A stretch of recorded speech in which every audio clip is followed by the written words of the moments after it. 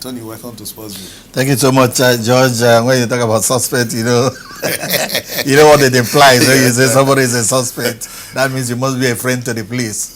But at least we are here. If you talk why would you be a suspect coming back from Vanguard by 1:30 a.m. yesterday night? That's Lagos traffic. That's the Lagos traffic. It's only suspect that remain outside their house by 1:30. It's been very chaotic, George. Talk about the roads, talk about the trailers, and of course, you know, the road transport workers. They are if not for them, I think they have taken over the police function on the roads, and they are the ones that just make it possible for us to, you know, see a way to move. Yeah.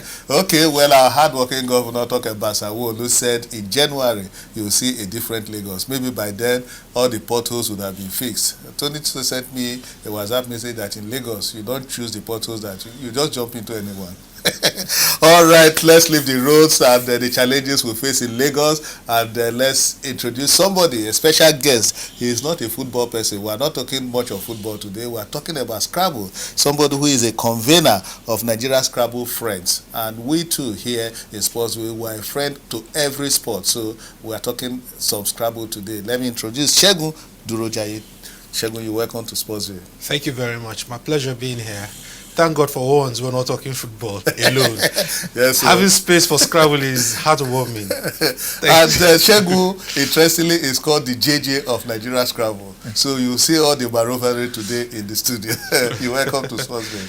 Thank you very much. And let me start by saying congratulations to Team Nigeria. You went to Goa, India, saw and conquered. I think Nigeria is getting it right when it comes to Scrabble.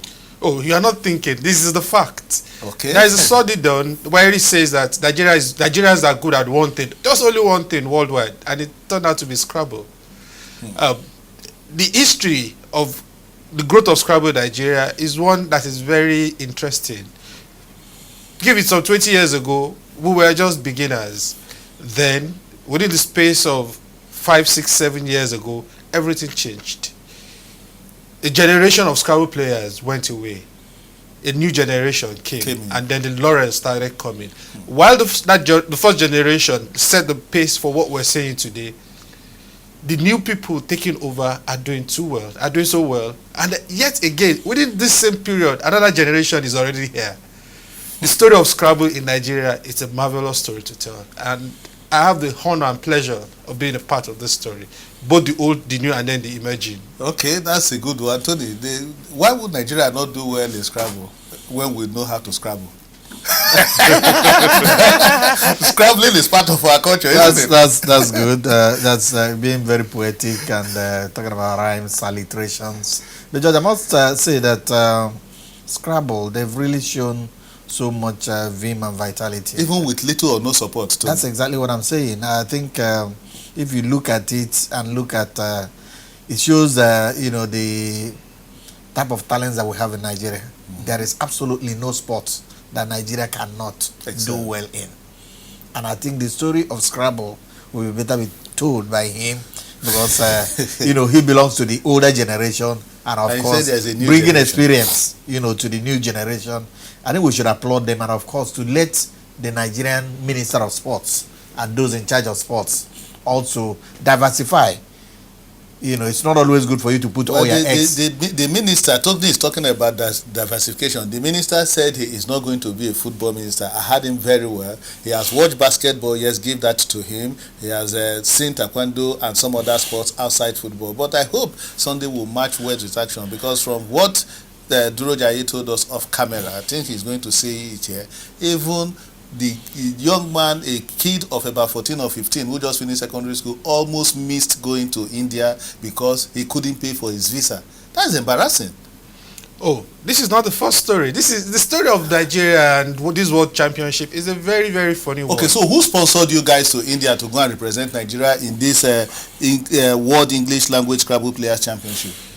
The truth be said, we would always look at the Federal Ministry of Sports in the sponsorship of Scrabble players to this World Championship. It's just that the money does not come on time. It is as if they do not do their own bit. They do, but as with Nigeria, everything is steady.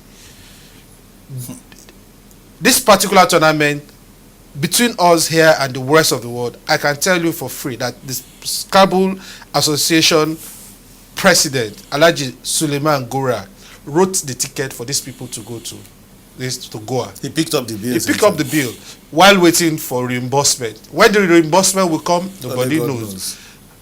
The 2015 edition that Nigeria won, they got started en route. They got to somewhere to Malaysia, and there was no money to continue the journey. A non-Nigerian, Mr. Michael Tang, had to come in midnight to build the team. Jigere and his that was when you were going to Australia. When we went to Perth. They got to the tournament. Games were about starting with only about less than 10 minutes to spare. You can imagine the jet lag. Won. You can imagine the jet lag. You can imagine the tiredness. You can imagine everything. Yet the Jigere won. And in India, Nigeria won the team event.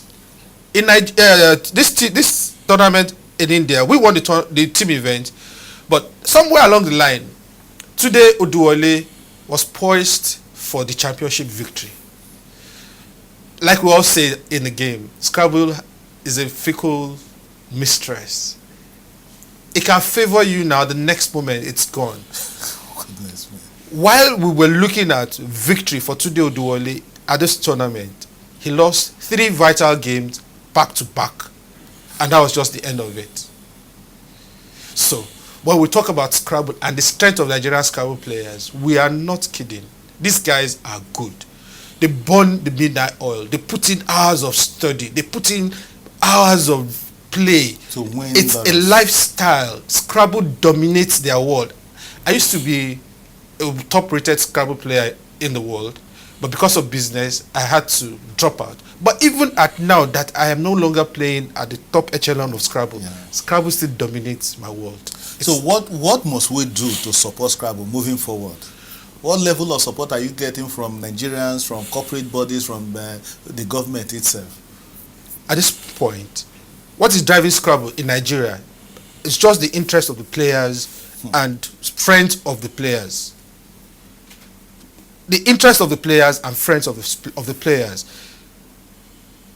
The association will have, the federation does have events here and there, but they do not keep the circuit going. What is keeping the circuit going are players who, like me, have contributed to the game, have left, have gone into business, have made it 1 naira, 2 naira there, and are coming back to give game.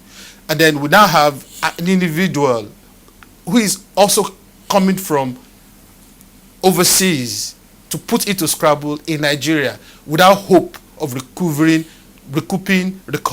or making money out of it. That is what is driving Scrabble. So we have the Nigerian Scrabble Friends, you have MGI. These are the people. You are the convener of the Nigerian Scrabble Friends. Yes, I'm the convener of the NGI is what? MGI, Mind Games Incorporated. Okay. That is the person behind that one is Lukman Owolabi.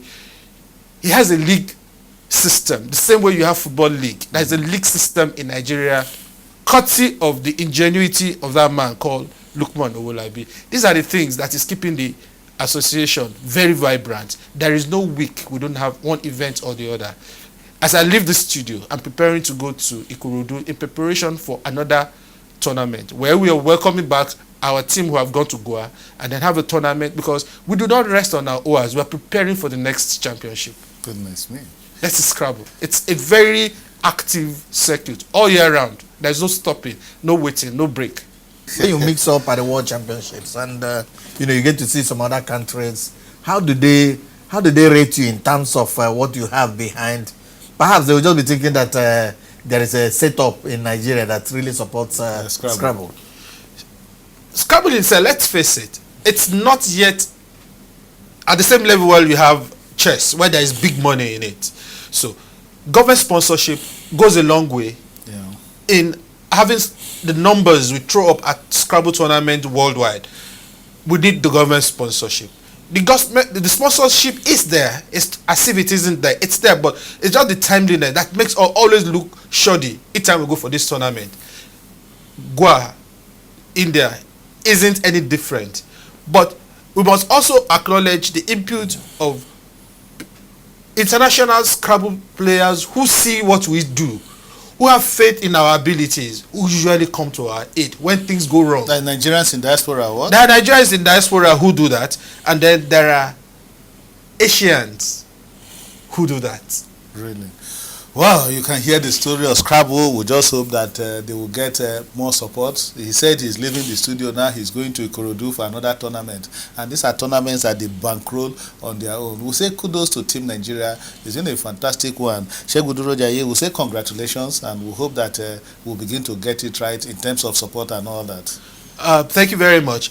But let me quickly add the story of the Nigerian Scrabble player who came 5th at the World Championship. Okay. His name is Enoch Wali.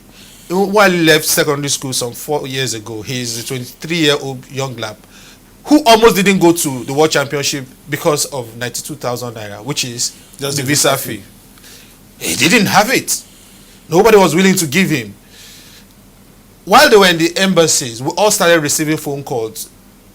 Mr. Lagbaja, Mr. Lakashigbe, Mr. Tamedu, help us. This is what is happening.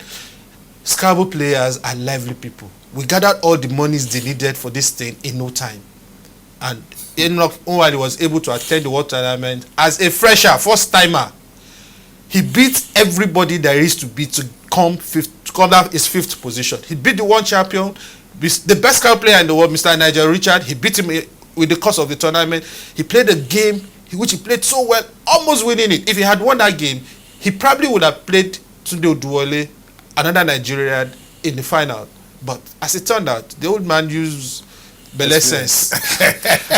He used belle sense, and our dear young lad didn't make it to the final. But there is hope. Yeah. Is there any reception since you came back for this team? Oh, upon arrival, the Minister for Sports and Minister for Sport had a reception for them at the stadium upon arrival. He had worked with them. There were press releases, and he has a very beautiful quote which talks about the Nigerian spirit, that anything we put our minds to as Nigerians, we can always succeed at it. We can excel, not just only succeed. Tony, you can see it. The team that won in India, they were received at the stadium. Where do we receive the team that win in football? That tells you the story. There are no winning bonuses. No winning bonuses. The reception is not in Aso Rock. Neither was it in any five-star hotel. No motorcade. Not even a trailer cade. Okay. Well, good. The team they were received at the stadium. We'll say congratulations to Sandu Daire for at least receiving them at the stadium. Well, next time, Mr. Minister, you will receive them in the boardroom of your office, where at least air condition will touch their head. Well, we'll say congratulations to Team Nigeria. We'll take a break now. When we'll come back, we'll continue with the show. I hope you are enjoying Sportsville.